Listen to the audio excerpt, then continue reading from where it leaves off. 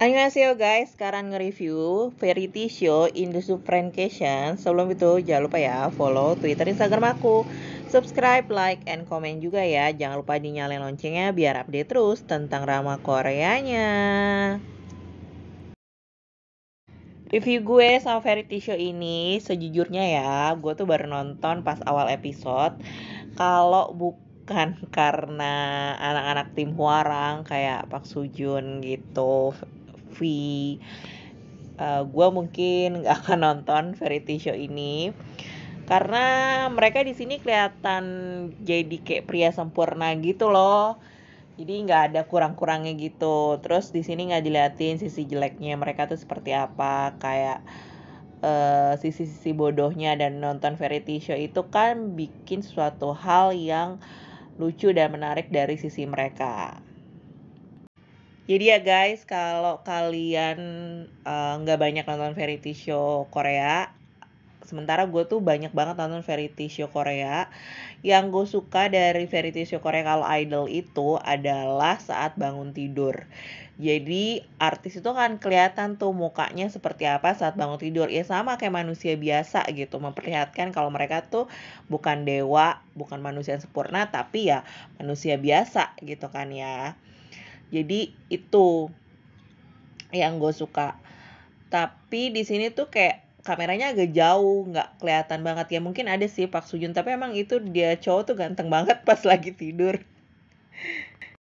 Di awal pas mereka bertiga pergi duluan ke villa gitu, emang menurut gue variety show-nya kurang begitu menarik ya. Tapi setelah Woo-sik dateng, ada adegan-adegan tuh yang emang lucu dan dia emang menurut gue tuh raja komedi banget gitu. Ada celetukan-celetukan dia sebenarnya ajusi banget, tapi ketawa sih gitu. Cuma kayak Park Soo-joon dan kawan tuh kayak nggak mau nyeletukin gitu. Kasihan juga si Usik, mendingan kumpul sama gue deh. Jadi ini ada beberapa hal yang gak gue suka juga, yaitu editingnya.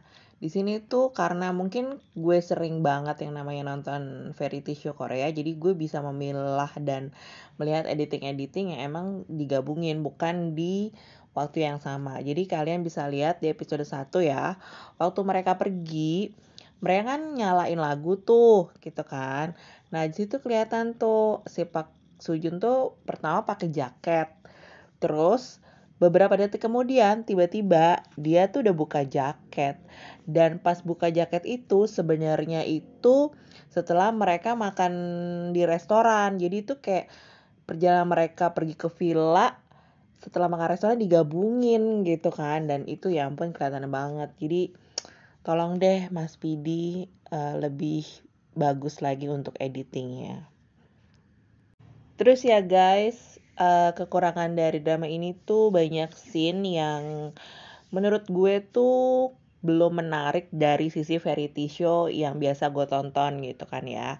Jadi misalnya kayak Park Soo-joon lagi ganti baju, atau mereka tuh pas mau berenang tiba-tiba nyemplung aja, nggak ada tuh adegan mereka tuh kayak udah mau ganti baju apa gimana, persiapan lah ya gitu.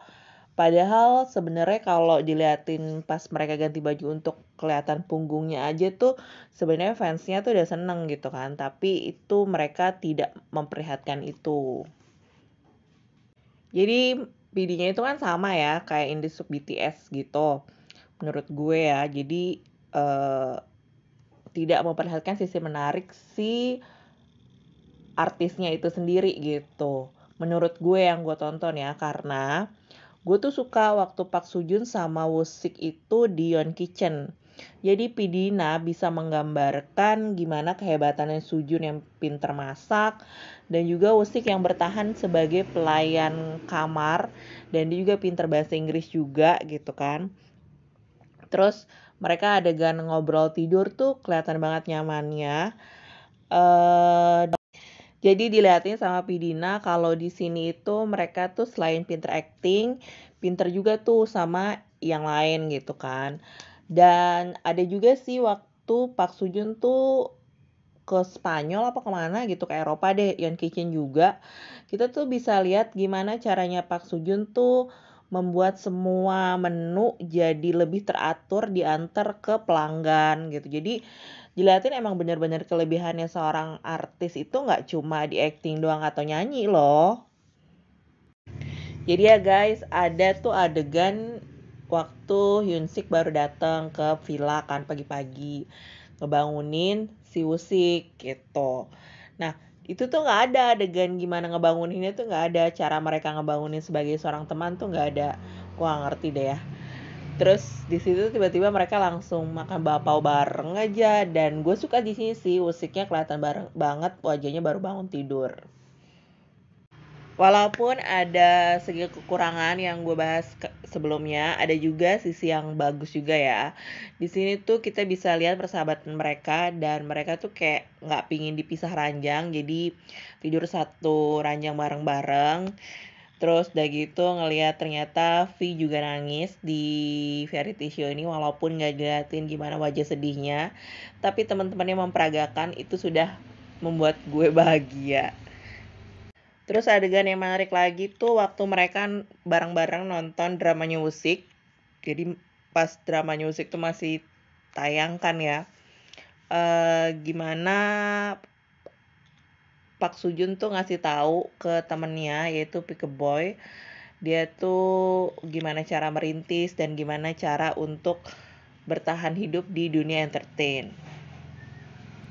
Kata-kata yang gue ingat dari seorang Park Soo Joon kepada temennya itu yaitu bunga itu akan mekar pada saatnya, jadi harus melalui proses gitu kan. Sementara Pikeboy itu kayak baru menanjak meraih karir, sementara teman-teman yang lain kan udah kayak jadi lead male gitu kan. Nah itu Park Soo Joon tuh ngasih support buat temennya.